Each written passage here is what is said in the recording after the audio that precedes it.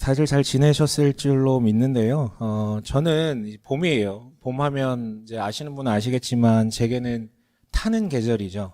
어, 근데 이제 더 이상 이렇게 할 수 없다 그래서 봄에 뭔가 좀 활동적인 것을 해보자라고 생각을 해서 작년부터 캠핑을 조금 다니기 시작해서 제게는 이제 봄은 타는 계절이면서 동시에 조금 야외로 나가는 캠핑하기 딱 좋은 계절 뭐 이렇게 좀 다가오는 것 같아요. 제 휴일은 이제 월요일이잖아요. 그래서 지난 월요일에 오랜만에 캠핑을 좀 다녀왔습니다. 예. 집에서 걸어갈 수 있는 캠핑장이 한 군데 있어가지고 저기 난지도래 옛날 사람이네. 난지 캠핑장이라고 있어요. 근데 이제 가족과 함께 가려고 했는데 아내가 그냥 혼자 다녀오라고 얘기를 하더라고요. 그래서 사실은 이번 주 월요일이 아니라 그 전부터 몇 차례 갈라 그랬었어요. 근데 두 번을 실패를 했는데 웃겨요. 이제 가려고 다 준비해놨는데 돌풍 막 바람이 미친 듯이 불어가지고 오늘 안 되겠다. 또 그 다음 주에도 가려고 다 짐 싸놨는데 막 비가 온다고 얘기를 하고 그래가지고 계속 포기했었거든요. 심지어 캠핑장 앞에까지 갔다 돌아온 적도 있었어요.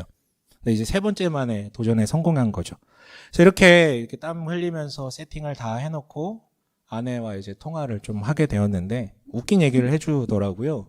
뭐냐면 저희 딸 아들 애들이 그 다 세팅했다라는 소식을 듣고 야 아빠 드디어 집에 안 들어오는 거야 라고 이제 환호를 했다고. 예.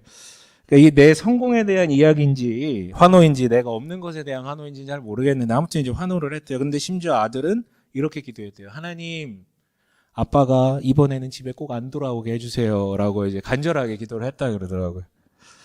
어이없죠. 굉장히 어이없는데 문득 이런 생각이 들었어요. 어이없기도 하지만 굳이 저런 걸 기도할까? 그걸 기도할 필요 없죠. 안 가면 되는 거고 다음에 가면 되는 거고 안 간다 무슨 일 나는 것도 아니고. 그런데 바로 그런 게 어린이다움 아닐까라는 생각을 잠시 또 해보게 되더라고요. 논리가 맞아서가 아니라 그냥 그분 인격으로 생각을 하고 있기 때문에 무슨 말이든 그냥 쉽게 편하게 던지는 거죠. 어린아이들은 내가 무슨 말을 할지 거르지 않아요. 하고 싶은 말을 하는 거지. 분명하게 계신 그분께. 다만 어린아이들은 자신의 기도가 안 들어진다고 해서 삐지지 않습니다. 어른들처럼 삐지지 않아요. 어른들은 내 기도를 잘 안 들어주시는 것 같다라고 여기는 순간 기도를 하지 않고요. 삐져서 아예 안 해버리는. 누가 어른이고 누가 애인지 저는 늘 이걸 묻죠. 과연 누가 어른입니까? 그리고 누가 아이입니까? 이래서 여러분 우리 주변에 아이들이 있어야 돼요. 꼭 뭐 자기가 낳은 아이가 아니더라도 주변에 아이가 있어야 됩니다. 인간성의 본질을 우리에게 자각하게 만드는 하나님의 형상에 가장 가까운 그 존재들을 가까이 하면서 대화 나눈 자리가 있을 때 하나님 앞에서의 우리의 어떤 겸허함 그리고 뭐 좀 단순함 이런 것들을 좀 배워나갈 수 있는 것 같아요.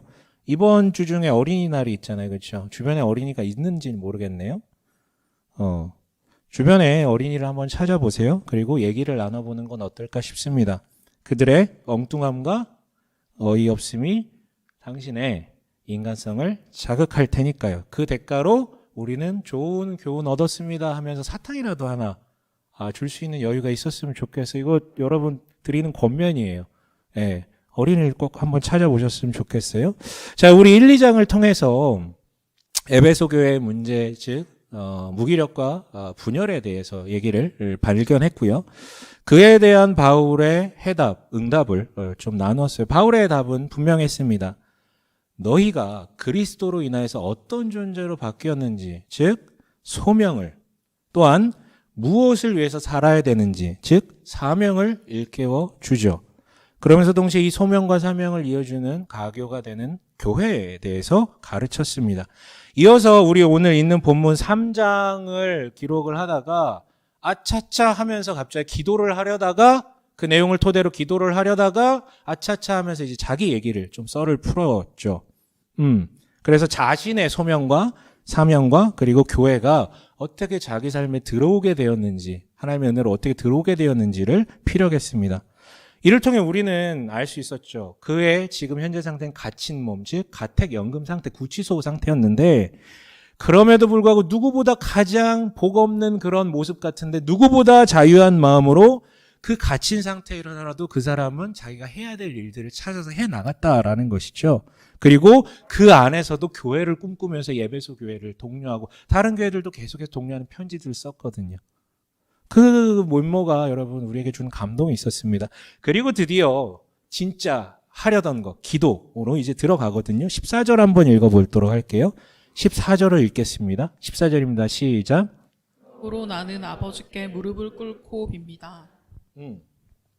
우리도 그렇듯 기도할 때 그분을 부르는 말로 시작을 하잖아요. 뭐라고 부릅니까? 아버지께라고 이제 부르고 있는데요.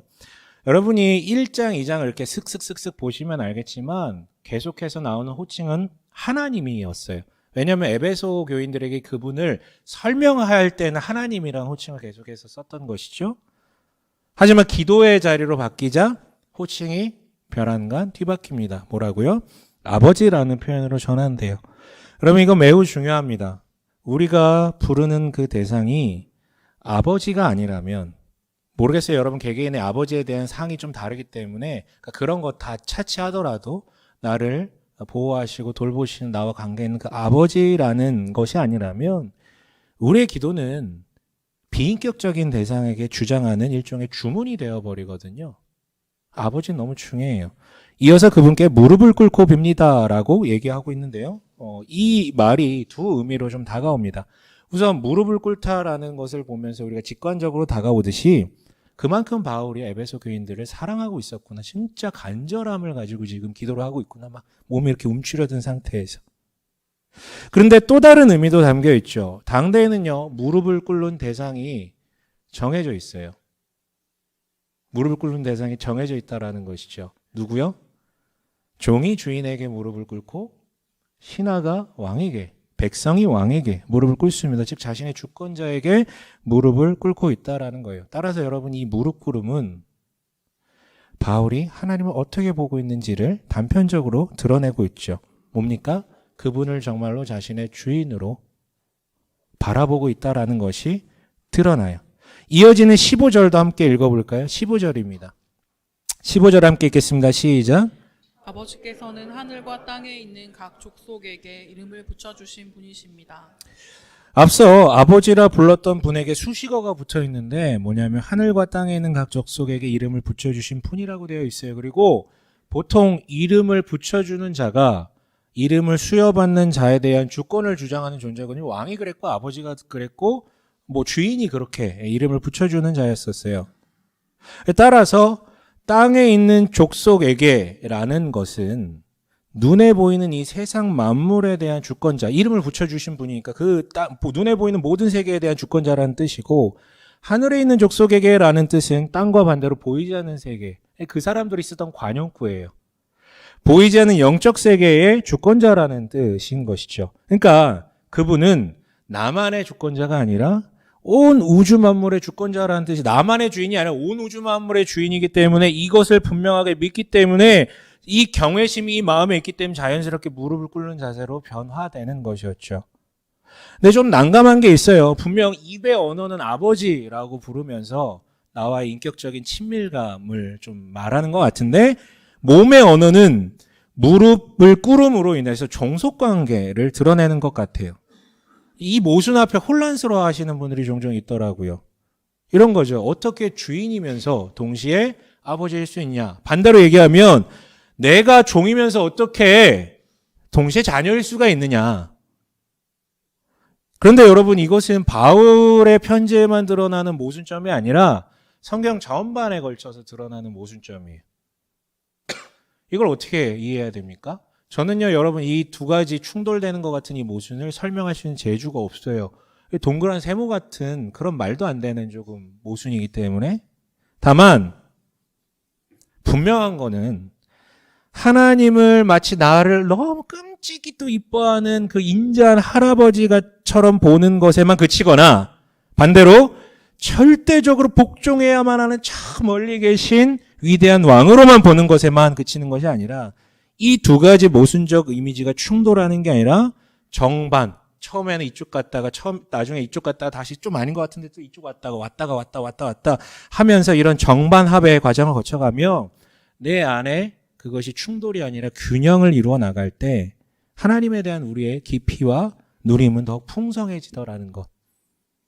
이게 하나가 확실하고요. 또한 분명한 것은 이 모순점을 우리가 이해하려고 한다고 해서 이해되는 게 아니라 신앙 여정을 걷다 보면은 자연스럽게 조화되는 신비의 영역이라는 거예요. 수학 문제 풀듯이 붙잡고 있으면 풀리는 게 아니라 이 여정을 걷다 보면 자연스럽게 받아들여지게 되는 것이. 어떠세요? 여러분의 하나님은 아버지, 나를 인자한 할아버지 같은 그런 분에 가까우세요? 아니면 절대적으로 복종해야 되는 왕과 같은 초월적인 분에 가까우세요? 어느 쪽에 가까운지 모르겠지만 둘 다 필요합니다. 초월적이시지만 나와 소통하시는 분. 부디 이 신비를 통해서 이 모순이 당신의 것이 되어 큰 은혜로 다가왔으면 좋겠어요. 이어서 본론으로 들어가 바울의 기도는 세 가지 빕니다 라는 문장으로 이루어져 있거든요. 첫 번째 빕니다는 16, 17절에 있어요. 함께 읽어볼까요? 함께 읽겠습니다. 시작. 아버지께서 그분의 영광의 풍성하심을 따라 그분의 성령을 통하여 여러분의 속사람을 능력으로 강건하게 주시고 믿음으로 말미암아 그리스도를 여러분의 마음속에 머물러 계시게 하여 주시기를 빕니다. 여러분이 사랑 속에 뿌리를 받고 털을 잡아서. 네. 그러니까 첫 번째 기도 제목인데요. 이게 한마디로 성령을 통해 강건하게 되는 것을 지금 첫 번째 기도 제목으로 기도하고 있어요. 그런데 여기 지금 읽으셨지만 속사람이라는 독특한 표현이 하나 등장하거든요. 이 뜻이 도대체 뭐냐에 대한 논쟁이 꽤 있어요. 이게 마음이냐, 뭐 영혼이냐, 뭐 아니면 뭐 다른 것이냐. 이렇게 보면 좋을 것 같은데 PPT가 나올 거거든요. 좀 디자인이 구리구나 내가 만들었는데 아무튼 그러니까 이게 16절, 17절이 같은 얘기를 하고 있다라고 생각을 하고 병행 꿇어보면 이해가 좀 될 수 있을 것 같아요. 속사람이라는 것은 결국 그리스도가 머물러 있는 것이다라고 우리가 이해할 수 있는 것이죠. 그러니까 여러분 간단하게 이해해서요. 이거 치워주시겠습니까? 네, 간단하게 얘기해서 결국 바울이 구하는 것은 너희의 멘탈이 즉 뭐 이게 마음이 단단해져 가지고 무기력으로부터 탈출하길 원한다. 이건 자기 개발서예요. 네 마음 잘 다스려 가지고 건강하게 살아라. 그거 기도하는 게 아니라 이미 너희 안에는 그리스도의 능력이 있는데 그것이 더 이상 잠자지 아니하고 성령의 일하심을 통하여 더 강건해지길 바란다. 좀 자고 있는 그리스도가 좀 깨어 일어나서 역동적으로 일하시길 바란다. 이거예요, 여러분. 그러니까 여러분 우리가 이미 그리스도를 믿음으로 새로운 신분을 얻었어도 즉 소명, 부르심을 받은 존재일지라도 우리는 이 땅을 산단 말이에요. 하나님의 주인됨을 부정하고 자기를 주인으로 삼으려는 이 문화, 우리가 보고 듣고 뭐 맛보고 하는 모든 것들이 그 방향으로 흘러가거든요. 그러니까 이 땅에서 여전히 살아야만 해요. 그러다 보면 끊임없이 흔들리고 실수하고 실족하고 의심하게 돼요. 여러분 이거 당연한 거예요. 그래서 기도를 하는 거예요. 그래서 속사람이 강건해지길 바란다고. 그런데 이는 다시 얘기하자면 멘탈이 좋아지는 것이 아니라 이미 내 안에 계신 그리스도의 능력이 강건해짐으로써 이루어지는 것인데 결국 그것을 일구어내는 핵심 키워드가 바로 믿음이기 때문에 그 믿음을 위해서 지금 기도하고 있는 거예요. 그림 하나 보여드릴게요. 뭐냐면요. 예수께서는 이미 내 마음속에 계세요. 내가 믿었다면, 정말 받아들였다면 정말 내 가운데 계시고요. 예수로 세워진 성전이 이 안에 있단 말이에요. 근데 그 성전의 토대 가운데 성령 하나님께서 거하시고요. 그러니까 현재 당신이 무기력하든 혼란을 갖고 있던 그런 문제와 별개로 당신이 정말 예수를 나의 구주로 받아들였다면, 믿었다면 이게 이미 존재하는 팩트, 사실이라는 말이에요. 이게 이미 이루어진 일이에요. 그런데 저것을 믿지 못한다면 속사람은, 즉 내 마음에 있는 그리스도는, 그 성령께서는 이미 존재하시지만, 이미 임하시지만 아무것도 하실 수 없다는 거죠. 왜죠? 그분은 인격적이신 분이니까 강제하지 않는다라는 거예요. 기다리신다라는 거죠. 그러니까 우리가 믿음으로 저것이 결착되지 않으면, 그래서 우리의 믿음에 연료가 제공되지 않으면 사실은 분명히 그대로 있어요. 내가 안 해도 기관차는 이미 있어요. 그런데 그게 가지 않는다라는 거죠. 하지만 믿음으로 이것을 받아들일 때 그 신비적 능력은 발현돼서 나랑 관계없이 이루어진 저 사실이 우리를 끌고 간다는 거야, 앞으로. 그러면 어떻게 됩니까? 17절 마지막에 뭐라고 되어 있었습니까? 사랑 속에 뿌리를 받고 털을 잡아라고 되어 있죠. 그러니까 이미 그분에게 받은 그 대단한 사랑이 실제 나의 것이 된다라는 얘기예요. 뿌리를 받고 지금 가고 있다라는 거죠. 익숙한 말로는 소명이 정말 단단해져요. 기차가 다시 가는 거죠. 때문에 바울은 기도합니다. 자기가 볼 때 이 친구들은 안 믿는 게 아니라 믿는데 기차 멈춰 있다라는 거예요. 그래서 기도하는 거예요. 멈춰선 기차가 다시 달릴 수 있게 이 믿음이 그들에게 강건해져서 그 안에 속사람이 강건해지게 해달라고요. 네, 치워주시고요. 두 번째 빕니다는 18, 19절에 나오거든요. 함께 읽어볼까요? 18, 19절이요. 함께 읽습니다. 시작.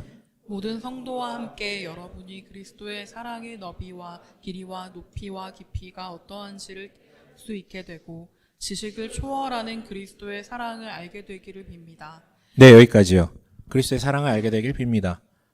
그러니까 두 번째 기도 제목은 한마디로 뭐냐면 그리스도의 사랑을 깨닫길 원하는 거예요.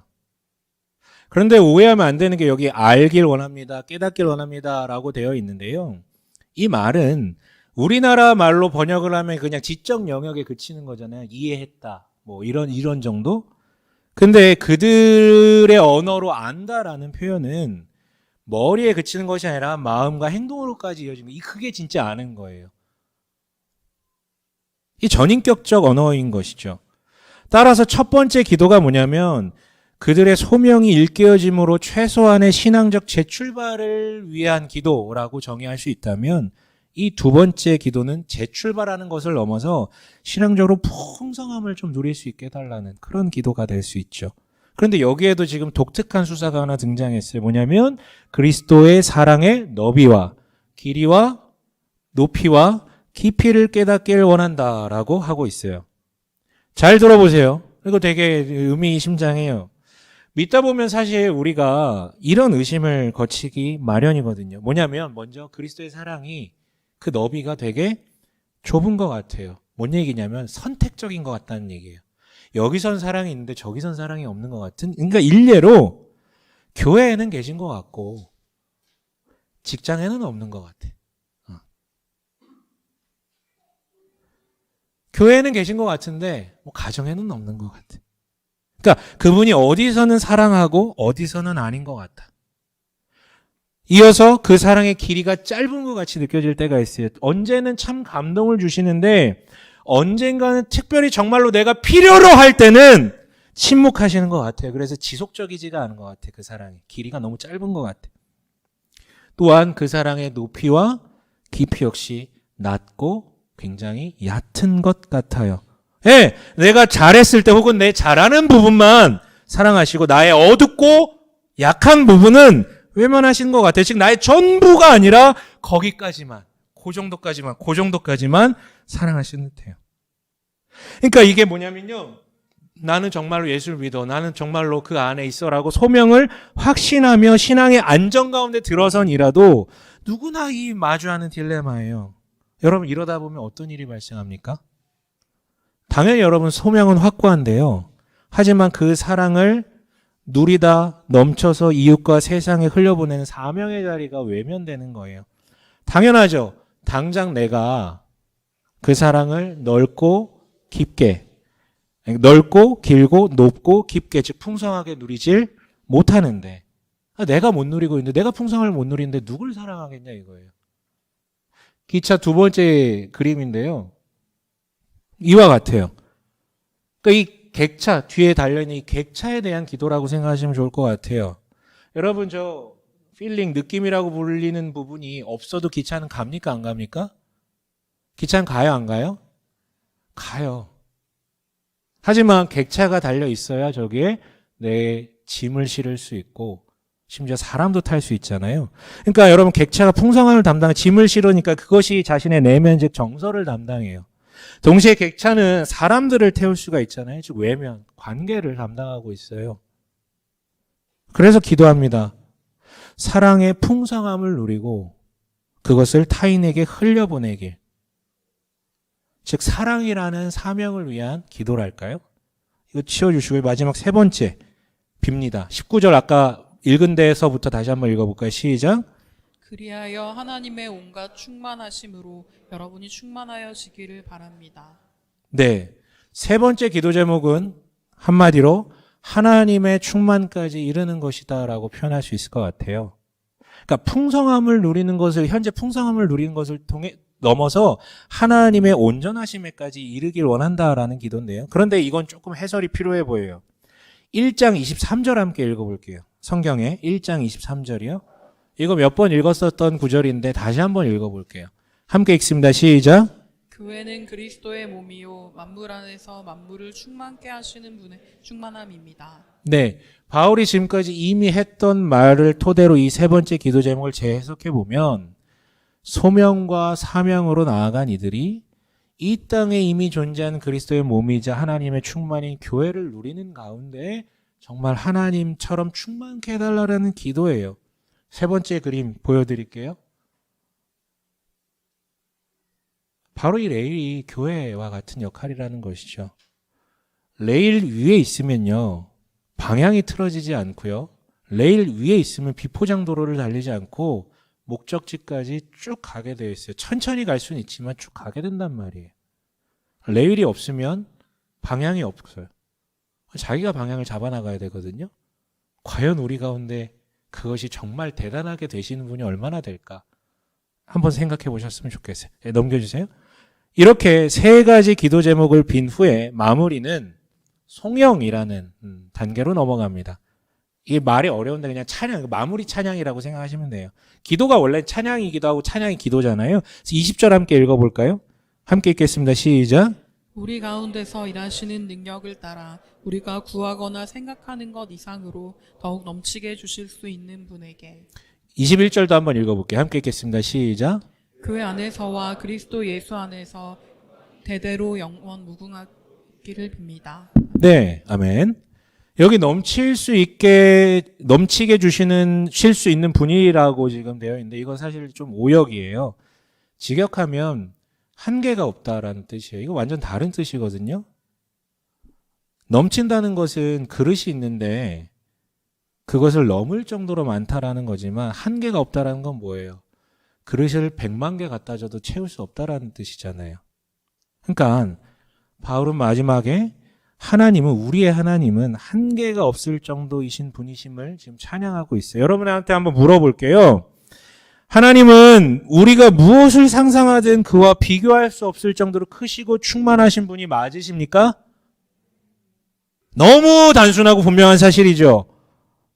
이거는 하나님을 안 믿는 사람들일지라도 신하면 떠올리는 상상, 그거예요. 개념이에요. 그래서 우리 그걸 믿잖아요. 그런데 여러분 마치 이런 거예요. 주변에 우울증 겪으신 분이 있는지 모르겠는데 우울증에 빠지면 자기가 살아 있다라는 것 자체에 되게 무감각해져요. 영적 무기력에 빠지면 하나님이 그런 분이시라는 사실 자체에 무감각해져요. 그러니까 여기 주일에 와가지고 말로는 전능하신 하나님인데 근데 실제로는 무감각한 거죠. 도리어 우리에게 더 깊게 다가온 건 뭡니까? 전능하신 하나님이 아니라 우리 시대에 넘치게 주실 수 있는 분으로서 우리는 돈을 바라봐요. 돈. 그리고 넘치게 주어졌으면 하는 것 역시 하나님의 신령한 은혜 복이 아니라 돈이 넘치길 주어지길 원해요. 그걸 구하는 게 잘못됐다라는 게 아니라 도대체 우리는 우선순위가 어디 있고 진짜 전능자가 누구인지에 대한 고백이 정말 이 가운데 있는지에 대한 질문이었어요. 여러분, 반드시 우리가 외치는 그 하나님을 한계가 없는 분으로 다시금 갈무리하길 바라요. 그러면 자연스럽게 이 송영, 즉 찬양이 회복됩니다. 자, 지금까지 바울의 세 가지 기도 제목에 대해서 살펴봤는데 혹시 공통점이 느껴지세요? 바울이 기도한 내용들의 공통점. 뭔 것 같습니까? 그럼 반드시 기억했으면 좋겠어요. 이것만 기억하셔도 좋을 것 같은데 바울이 구하는 것은요. 그 사람들에게 없는 것을 구한 게 아니죠, 지금. 바울이 구한 세 가지 모두 다 이미 그들 가운데 주어졌으나 그들이 망각해버려서 감각할 수 없는 지경에 이르러버린 것들. 그것을 구하고 있는 거예요. 예, 그리스도의 사랑은 나와 관계없이 이미 2000년 전에 그리스도에서 이루어졌고 그 물결이 나에게까지 왔어요. 믿음으로 내가 그걸 받아들일 때 그리스도께서 내 안에 성전으로 거하세요. 소명이 생긴 것이죠. 또한 그 사랑의 너비와 길이와 높이와 깊이를 깨닫게 해주시는 그 성령, 그래서 우리를 사명의 자리로 인도하시는 그 풍성함을 담당하신 성령님 역시 내가 믿을 때 이미 나에게 주어진 상태예요. 또한 하나님의 충만하심을 맛보고 경험하고 연습할 수 있는 자리, 교회 역시 이미 우리에게 주어져 있어요. 예, 모든 것은 내가 간절하게 간구해서 얻어내야 되는 것들이 아니라 이미 우리에게 다 주어진 것이에요. 이게 공통점입니다. 이게 그가 기도한 내용의 전부예요. 우리가 이미 한번 나눴던 구절인데 에베소 2장 8절 개역개정으로 봐야 조금 더 다가올 것 같은데 여기 등장합니다. 함께 읽어볼까요? 함께 읽겠습니다. 시작. 너희는 그 은혜에 의하여 믿음으로 말미암아 구원을 받았으니 이는 너희에게서 난 것이 아니요 하나님의 선물이라. 은혜에 의하여 믿음으로 말미암아 구원을 받았으니, 그러니까 은혜가 이미 있어서 우리한테 주어졌고요. 그것을 믿음으로 받아들인 거예요. 그럼 구원이 이루어지고 구원이 충만케 된다라는 것이죠. 다 하나님의 선물이라는 것이에요. 하나님은 이 거대한 은혜의 물결을 주관하시는 분이에요. 영원 전부터 영원 끝까지. 우리가 이미 하나님께서 우리에게 주신 이 어마어마한 것들에 그 은혜의 거대한 물결에 올라타길 원하세요. 그것이 하나님께서 태초부터 지금까지 그리고 영원토록 성삼위 하나님이 세상과 우리와 당신을 위해 지금도 여전히 하시는 일들입니다. 정리를 해보죠. 여러분, 자신을 돌아봅시다. 먼저 이 자리에 저는 여기 계신 모든 분들이 다 예수 믿는다고 생각을 하지는 않아요. 아직 그리스도의 사랑을 모르는 분들도 계실 수 있어요. 아직 믿음이 없는 분들이죠. 그런 분들에게 제안드리고 싶은 것은, 그럼 도대체 당신을 풍성케 하는 것은, 당신을 충만케 하는 것은, 당신을 행복을 지속케 하는 것은 도대체 뭐라고 생각을 하십니까? 그것이 당신을 정말 풍성케 합니까? 라고 묻고 싶어요. 진지하게 고찰해 보시라고요. 그런데 어떤 이는 여기 계신 분들 중에 분명히 믿었는데, 분명히 믿었어요. 그런데 사랑의 토대가 뿌리를 내리지 못해서 긴가민가 하는 분들도 계실 수 있어요. 그렇다면 아까 보여드렸던 그 그림 있잖아요. 그 그림을 기억하세요. 내가 연료 안 줘도 이미 뭐가 있어요? 기관차는 앞에 있었어요. 특별한 경험이나 엄청난 깨달음이나 변화는 기차가 있는 것과 별개라는 것이에요. 가다 보면 뒤에 객차가 붙기 시작하는 것이지, 근데 그 객차의 모양도 나와 너는 다 달라요. 하나님이 그렇게 일관적으로 모든 인간에게 동일하게 역사하시는 게 아니에요. 왜 하나님이 나를 특별한 존재로 만드셨고 유일한 존재로 부르시는데 왜 남이 그런 경험했으니까 나도 꼭 그렇게 해야 된다라는, 아니 하나님 다른 방식으로 나를 만져가신다라는 거죠. 그렇다면 긴가민가, 분명히 믿었는데 그럼에도 불구하고 소명을 확신하지 못해 긴가민가 하시는 분들은 나는 왜 그런 게 없지를 따지지 마시고 내가 무엇을 확실하게 믿고 있는지, 그거 기관차를 내가 붙들고 있는지 그거 한번 확실하게 다져보셨으면 좋겠어요. 그리고 이 가운데는요, 이제는 더 이상 자신의 믿음을 의심치 않는, 즉 소명을 확신하면서 안정적 토대를 이루고 계신 분들도 이 결착이 더 이상 이게 뭐 흔들리지도 않아. 꽉 쭉 가. 그런데 그중 어떤 이는요, 솔직히 그리스도의 사랑의 풍성함을 느끼기보다는 뭔가 좀 답답하고 막혀있는 분들이 계세요. 물론 여러분 어쩔 수 없는 것들도 있습니다. 여기 계신 분들의 대다수가 아직 사회 안에서도 뭔가 안정감을 갖기 어려운 세대예요. 뭐 연애, 결혼과 같은 관계의 문제도 있을 수 있고 사회생활하면서 직장생활, 근데 아직 안정권에 이르지 못한 경우들이 태반일 거예요. 더 열심히 일해야 되고 막 맨날 스트레스 받으면서 마음을 뒤흔드는 것들이 참 많거든요. 불안정 속에서 하니까. 그리고 여러분 제가 누누이 얘기하지만 물리적 안정성과 영적 안정성은 상관관계가 분명히 있어요. 몸이 건강해야 영도 건강해지고요. 그런 사회적 관계가 평안해야 영적인 평안함도 조금 연동되는 부분들이 분명히 있어요. 그럴 수 있어요. 근데 그렇다고 해서 이게 완전히 비례하는 건 아니에요. 물리적으로 충만해야지 내가 영적으로 꼭 그런 거 아니에요. 여러분 바울 얘기 들으셨잖아요. 갇힌 자였는데도 충만함에 대해서 얘기하면 자기가 할 걸 막 하고 있잖아요. 그러니까 조건과 환경의 문제가 아니고 나이의 문제도 아니에요. 내가 오늘 그리스도의 사랑을 그 능력을 깊이 누리고 있다면 그 사람은 어떤 상황, 어떤 조건에서도 풍성함을 놓치지 않습니다. 그래서 드리고 싶은 말씀은요. 정신 차리고 어떻게든 돌파해내라. 이런 얘기하고 싶지 않아요. 우린 자기계발서를 읽는 사람들이 아닙니다. 다만 그런 분들께 드리고 싶은 말씀은 지금 당신이 경험한 것 정도가 자기 신앙의 끝이라고 생각하진 않았으면 좋겠다. 내가 10수년 믿어봤는데 이게 끝인가 보다. 절대 그런 생각하지 마셨으면 좋겠어요. 그리스도를 믿음으로 주어지는 풍성함은요. 당신이 경험하는 것, 당신이 상상하는 것, 옆 사람이 얘기해 주는 것과 비교할 수 없을 정도로 큽니다. 부디 한계 없는 은혜의 한계를 지우지 않으셨으면 좋겠어요. 나아가 어떤 이들은요. 영적 안정성 가운데 사랑의 충만함도 확신하며 주어진 자리에서 계속해서 두드리면서 사명의 자리를 걸어가시는 분들이 있어요. 참 귀하죠. 많이 성숙했고요. 그런데 그런 분들 중에 또 어떤 이들은 교회와 자신을 분리시켜버리는 분들이 계세요. 그렇다면 아까도 얘기했지만 그분은요. 계속 비포장도를 가듯이 그러면서 자기가 왜 그런지 몰라. 왜 그러지? 난 분명히 소명도 확신하고 사명을 위해서 열심히 사는데 왜 이렇게 덜컹거리지? 몰라 자기가. 그리고 심지어 방향을 잘못 잡아 헤매일 가능성이 커요. 자기가 계속 방향을 보려고 하니까. 공동체적인 결정이 아니라 고민이 아니라 기도함이 아니라 두세 사람이 있는 곳에 하나님의 영이 함께 하신다라는 그 메시지를 망각하지 않으셨으면 좋겠어요. 그래서 그런 분들에게 드리고 싶은 말씀은 교회에 대해서 개인적인 판단, 자기의 경험에 의한 판단 그게 아니라 부디 오늘도 어제도 지난주도 계속해서 봤잖아요. 그리스도의 몸이라고 만물을 충만케 하시는 이의 충만함이라고 불리는 그 교회에 대해서 좀 재고해 보셨으면 좋겠습니다. 자, 이처럼 우리는 소명으로부터 출발하여 터가 세워지고 충만함을 깨닫고 누리는 가운데 사명이 발현되며 교회를 통하여 하나님의 충만함까지 이르는 성장함이 우리에게는 다가오고 필요합니다. 그래서 우리는요, 기도해야 해요.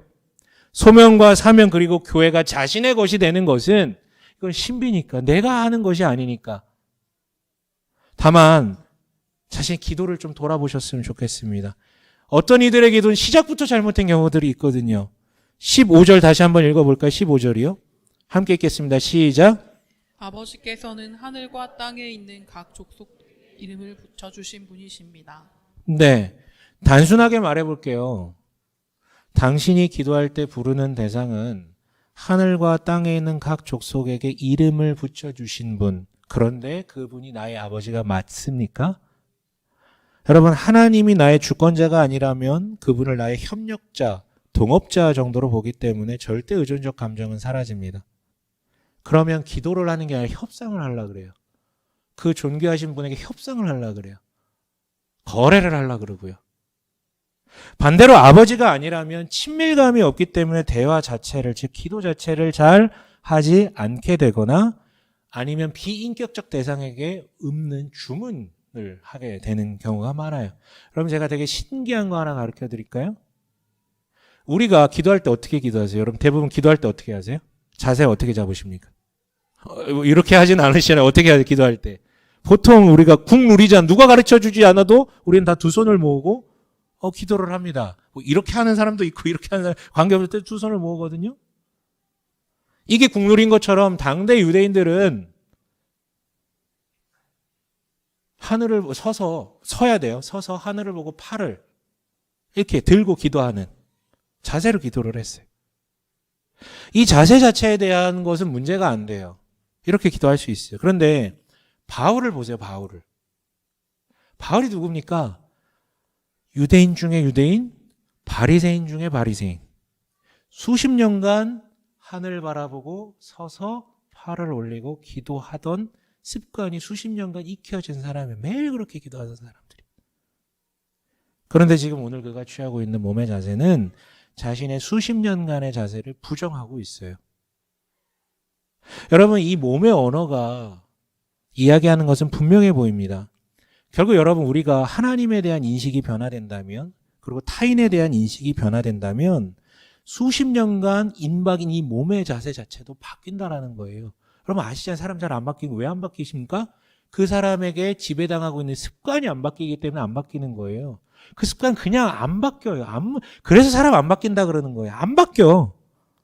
하지만 사람 변해요. 근데 그냥은 안 변하고 그 안에 그리스도가 일하실 때 참 많은 것이 바뀌어요. 몸의 자세까지 다 영향을 미친다라는 것이 하나님을 바라보는 시각과 타인을 바라보는 시각. 근데 말씀드리고 싶은 것은요. 먼저 몸의 언어를 먼저 바꿔도 마음의 언어도 좀 영향을 받는다라는 것. 연결되어 있으니까. 그러니까 제 얘기는 그거예요. 마음이 바뀌면 몸이 바뀐다? Of course. 맞아요. 근데 반대도 어느 정도는 가능하다라는 거죠. 몸의 언어를 바꾸면 마음의 언어도 바뀌어요. 당신이 기도하던 자세, 그리고 오늘 이 자리에 오셔서 여러분들 예배 어떤 자세로 드리고 계십니까? 그게 여러분의 믿음을 만들어 가기도 해요. 여기까지 왔는데도 그런 자세라면 기도하는데 늘 무릎 꿇으라는 건 아니지만 기도할 때 여러분의 자세, 그것이 여러분의 마음의 언어를 그려나간다라는 것이죠. 시작부터 우리가 그분에 대한 호칭과 자세에 대해서부터 좀 돌아봤으면 좋겠고요. 그리고 진짜로 좀 기도했으면 좋겠어요. 제가 근래 좀 한 대 뼈 맞은 것 같은 자리가 하나 있었거든요. 뭐냐면 어떤 대형교회 목사님이 한 분 계신데 저는 좀 부정적이었어요. 너무 물량주의에 집착하는 것 같고 그 교회에 대한 부정적 이야기가 언론에 한두 번 나왔던 적이 있어요. 그 개인이 아니라 그 교회에 대한 것이. 그래서 저는 직접 만나본 적은 없지만 좀 부정적으로 보고 있었던 분이었는데 그분 근거리에 계신 분과 대화를 하다가 그 목사님에 대한 이야기를 듣게 되었거든요. 자기가 본 얘기를 해주는 거예요. 이제 곧 은퇴하시는 분인데 아무리 피곤해도 자기에게 맡겨진 집회가 있다면 1시간 동안 막 진짜 하나님의 은혜를 구하며 기도한다는 그 옆에서 봤대. 너무 둘 다 피곤한데 자기는 잘라 그랬는데 이분은 피곤해도 그렇게 기도를 하시더래. 그 얘기를 듣는데 나는 어떻게 했지? 저도 종종 이제 뭐 외부 집회 같은 데 갈 때가 있는데 내가 뭐 했지? 집회 전에 1시간 동안 노가리 깠는데 나 불러주신 목사님하고 1시간 동안 한 10분 기도했나? 제가 지금 얘기하는 건 기도의 양이 부끄러운 게 아니라 과연 나는 나에게 맡겨진 그 상황들, 그 조건들 앞에서, 그 사람들 앞에서 그 정도로 하나님의 임재와 일하심을 간구하고 있는가? 그것조차 하지 않으면서 나는 도대체 뭘 비판하고 있는 것인가? 여러분, 소명과 사명과 교회에 대한 모든 추구는 결국 하나님의 일하심을 촉구하는, 즉 신비를 불러일으키는 기도로부터 시작을 해요. 기도 좀 하셨으면 좋겠습니다. 그리고 기도하실 때 요청드리고 싶은 게 있어요. 근래 어떤 분들하고 막 이것저것 대화하다 보니까 저희가 이제 7월이면 5주년이 되거든요. 교회의 지난 세월, 그 5년간의 세월을 돌아볼 일들이 몇 번 있었는데 돌아보다 보니까 진짜 하나님 내 기도 안 들어주신 것 같다라고 생각해 왔었는데 돌아보니 구했던 것들은 거의 다 채워주셨더라고요. 그리고 돌아보니 구하지 않은 것들도 채워주셨던 것 같아요. 즉 기도한 것에 비해 더 많은 것들을 허락하셨던 것 같아요. 물론 우리가 기도한 만큼 뭘 그런 개념은 아니에요. 그냥 그냥 개인적 수사예요. 우리가 기도했던 것보다 훨씬 더 많은 것을 주신 것 같다. 그런데 요새 저한테 그런 느낌이 들어요.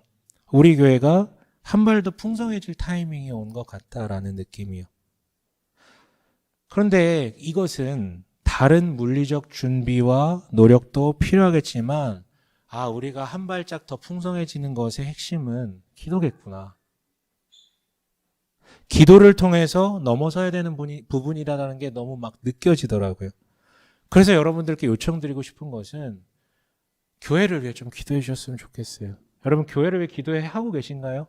서약서 같은 거 작성하신 분들 하고 계신가요? 여러분의 기도로 우리 교회가 세워지는 것을 누렸으면 해요. 그래서 이음숙 교회를 통해 여기 오는 이들이 그리스도의 충만함을 경험하고 연습할 수 있도록, 그 사랑을 누릴 수 있도록 마치겠습니다. 여러분, 부디 하늘에 계신 우리 아버지께 기도하는 가운데 무기력함을 떨쳐내고 소명을 확신하고 성장하며 사명 아래 풍성함을 맛보고 이음숙 교회와 함께 하나님의 충만함에 이르게 되길 주님의 이름으로 간절히 축원합니다. 아멘.